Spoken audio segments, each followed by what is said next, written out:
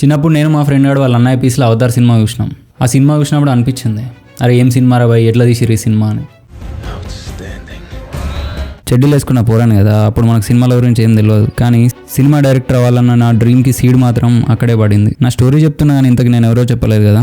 నా పేరు సిరారే. నేను ఒక ఆస్పైరింగ్ ఫిలిం మేకర్ని. ఆల్రెడీ 3 షార్ట్ ఫిలిమ్స్ చేసిన. ఇంకా ఆస్పైరింగ్ ఏంది, నేను ఒక ఫిలిం మేకర్ని. ఈ 3 షార్ట్ ఫిలిమ్స్లో ఫస్ట్ షార్ట్ ఫిల్మ్ ఎక్కడనో పోయింది. సెకండ్ షార్ట్ ఫిలిం ఎందుకు తీసినో తెలియదు. చేసే మూడు ఉత్సాహం సర్వనాశనం అయిపోతాయి.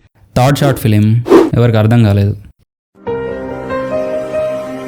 రామచంద్ర ప్రభు. అయినా సరే నాలో ఫిలిం మేకర్ ఇంకా చావలేదు. అందుకే నా జర్నీ మళ్ళీ కొత్తగా స్టార్ట్ చేస్తున్నా. ఈ జర్నీలో నాతో పాటు మిమ్మల్ని కూడా తీసుకెళ్తాను.